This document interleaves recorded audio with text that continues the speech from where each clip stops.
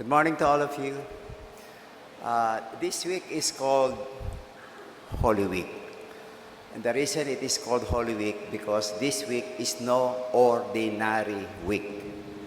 This is a week in which the mystery of God's love is revealed to us in the person of Jesus. The love of God that has brought salvation to the world. So let me share with you a piece of reflection about love. So itatabi ko muna yung gospel natin para mas-set tayo sa week na ito. Did you attend the mass yesterday? And did you hear the readings, especially the gospel? It's about the Passion of Christ. I would like to begin by reiterating what psychology is telling us. Psychology teaches us that the two most basic psychological needs are the needs to love and be loved. The basic psychological needs are the needs to love and be loved. Mahalagang makaramdam ka ng pagmamahal at makapagpahayag ka ng pagmamahal. Why is so love important? Because love is the one that can really make a person whole and complete. But love is not a mere psychological need. Because at the very heart of spirituality is love. And we will always long for love. It's more than just having what we have as possessions. Kaya, are you familiar with the story of Punch? Si Punch, yung manak monkey sa Japan na nag-viral. Ay, hindi nyo alam? Dapat malaman nyo. Viral siya kasi. Why is the story of Punch? The story of Punch became viral? You know why? Because many can relate with Punch. The story of Punch was he was rejected by the mother. By the way, unggoy po ito yung hindi nakakaalam.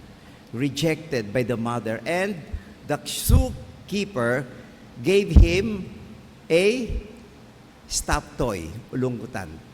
And that forced Punch was the surrogate mother. And because of that, si Punch nag-survive. But this is just a monkey. We need to have that kind of experience of love. But for love to be real, it should have concrete, visible, and tangible expression. Para ang isang pagmamahal ay maging totoo at ganap, kinakailangan may malinaw na pagpapahayag. Kaya naalala ko yung isang kwento ng nanay at ng anak. Sabi lagi ng nanay niya sa anak niya, "Anak, tandaan mo to mahal na mahal kita." Pero itong batang ito, laging pinapalo ng nanay niya. Laging sinisigawang ng nanay niya. Yun ang experience niya sa nanay niya. Yun para sa kanya yung pagmamahal ng nanay niya. Kaya minsan, nung sinabi uli ng nanay niya sa kanya, "Anak, tandaan mo, mahal na mahal kita," sabi ng bata, "Nay, pwede po ba bawas-bawasan nyo na yung pagmamahal nyo sa akin? Kasi hindi ko na kaya." No? Nakita nyo? Yung bata na confused. "You're telling me that you love me, but I don't feel it." So, for love to be real, it should have concrete, visible, tangible expressions. Remember John chapter 3, verse 16? What is the gospel that John tells us in that text? He said, "For God so loved the world that He gave His only begotten Son, that whoever believes in Him may not perish but may have eternal life." And what kind of love that God has for us? It is unconditional love. Speaking about unconditional love, Minsan natanong ko kayo dito Tinanong ko ba kayo minsan, may dahilan ba ang pag-ibig? Tinanong ko kayo, di ba? Hindi ba? Anyway, kung hindi nyo maalala, so binabalik ko. May dahilan ba ang pag-ibig? Does love have reason? Mag-survey tayo. Sino ang naniniwala na ang pag-ibig ay may dahilan? Taas na lang kayo ng kamay. Wala. Sino nagsasabi na ang pag-ibig ay may walang dahilan? Ano sabi ko? Walang dahilan, ano? Okay. Sabi ko, walang dahilan. Sino nagsasabing ang pag-ibig walang dahilan? Okay. Sino nagsasabing ang pag-ibig ay may dahilan? Okay? Okay.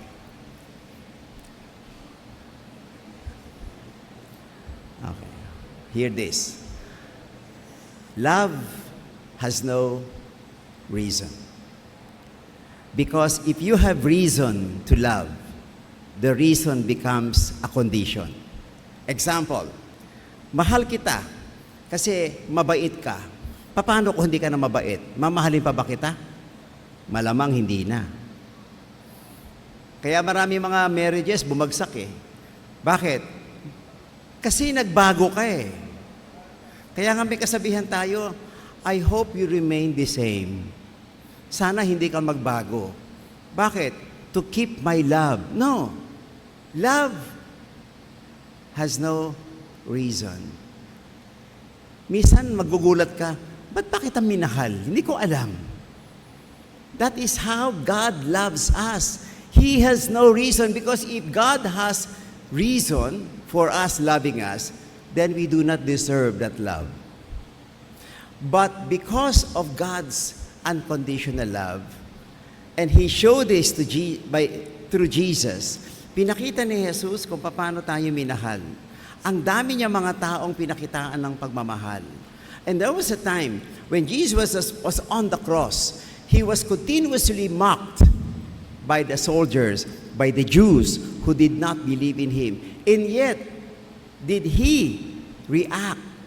Did He take vengeance against them?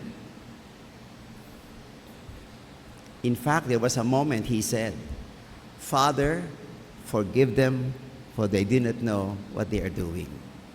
Grabe, ganito yung pagmamahal ng Diyos ni Jesus sa atin. And Jesus, at a certain moment on the cross, He uttered these words. Ano sabi ng Panginoon? Kung naalala nyo, habang siya nasa gitna ng kahirapan, sabi niya, my God, why have you forsaken me? Panginoon, bakit mo ko pinabayaan? Pinabayaan nga ba talaga siya ng Diyos Ama? Ano ba yung ibig sabihin ng, my God, why have you forsaken me? Hindi ito reklamo ng Panginoon. Jesus, at that moment when He said it, He was undergoing tremendous pain. He was so much in pain that He uttered those words, why have you abandoned me? Ang tawag po natin dito ay word feeling. Word feeling. Pag ang isang tao mataas ang emosyon, gusto niyang i-capture yung nararamdaman niya. Kaya may mga tao nakakapagmura. Kaya pag may isang taong galit na mura ka, don't pay attention to the word. Because that is just a word feeling. Meaning to say, you listen to the feeling behind the word. Because that is what that person is feeling. Kaya pag minura ka, huwag mong gantihan ng mura. Bakit? Kasi bigat na bigat ang kalooban niyan, kaya nakakapagmura. Pero pag ang isa, kasi misa lang na nagbumura yan no? Pero pag yung tao nagmumura lagi, ugali na niya yan. Ugali niya yan. No? Pero pag paminsan nagmura lang, bakit mataas ang emosyon? I'm very sure some of you have gone through this. Nakakaranas kayo na nakakapagmura kayo. Pero bakit? Ang bigat ng emosyon ninyo. You want to capture the feeling. And so you're able to say very negative. Kumisa nga, nakakapagsabi tayo ng, ano bang sinasabi nating, minsan nababanggit natin ng Diyos When we are too emotional. But that is just an expression of emotion. And Jesus here was actually going through tremendous pain that made him to say, "Why have you forsaken me?" At certain point of our life, we also do the same thing. Panginoon, bakit mo ako pinabayaan?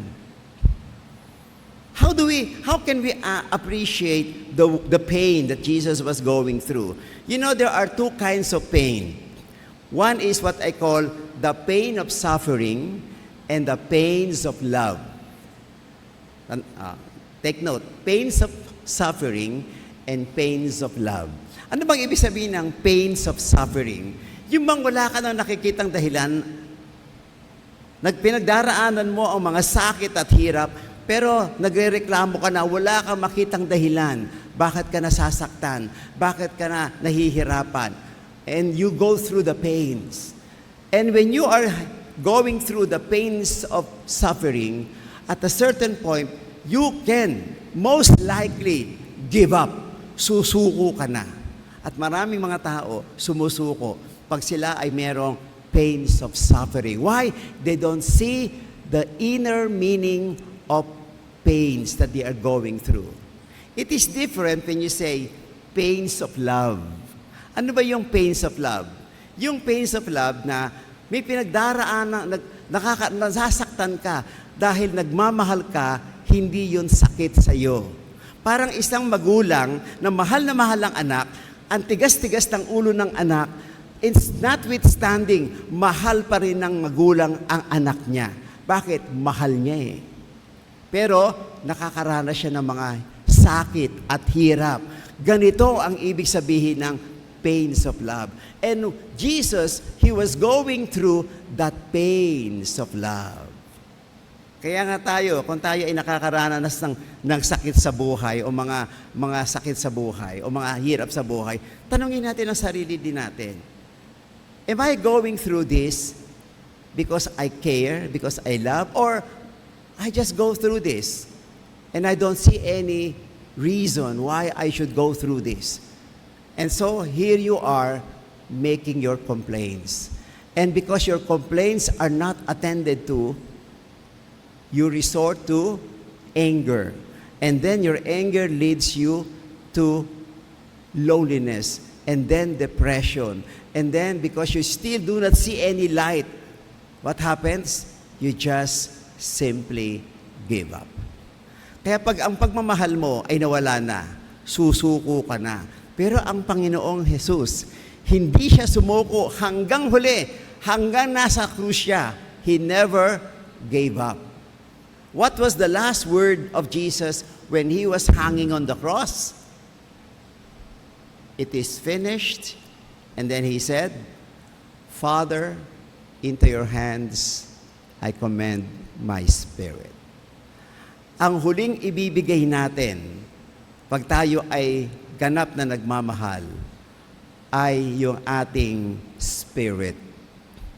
It's not the blood, it's the spirit. That's why when we pray, and I give up, kaya nga yung mga sumusuko na, ang sinusuko nila, katawan, isip, puso.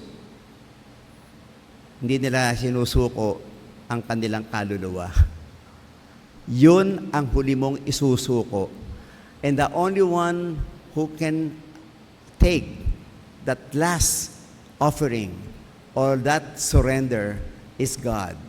Because after all, remember, God breathed on us. Hiningahan tayo ng Diyos at binigyan tayo ng buhay. At pag tayo ay nawalan na ng hininga, yun ang huling yugto ng buhay natin. Kaya let us not think that our life is defined by possessions, by power, by pleasure. Remember, when Jesus was tested by the devil, He was offered possessions, power, prestige, pleasure. And what was the response of Jesus? Life is not defined this way. Kaya nagkakagulo tayo sa mundo ngayon.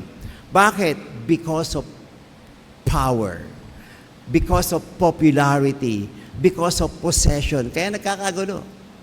And that is how the minds of those aggressors have it. Kaya nga, siguro, ito yung paanyaya para sa ating lahat as we celebrate this Holy Week.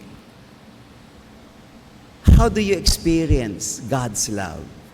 Paano nyo nararanasan ang dakilang pag-ibig ng Diyos? And during this week, mag-focus lang po tayo doon. Diyan lang tayo mag-focus.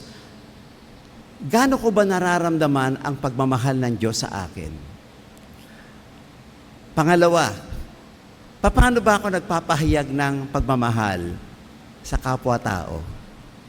At pangatlo, meron pa ba akong inaasahan upang ang aking buhay ay maging makahulugan at makabuluhan? Brothers and sisters, this is Holy Week. An invitation for us to reflect on God's unconditional love. Remember, God's love for us has no reason. He simply loves us for who we are and what we are. And that alone should bring sense of completeness in us. Kaya kung gusto nating mabuo at maging ganap, naway maramdaman lang natin na tayo ay mahal na mahal ng Diyos, ano at sino man tayo. Remember John chapter 10 verse 10? I have come that you may have life and have it in fullness. And that fullness of life is possible because God made it so by God's unconditional love through Jesus Christ.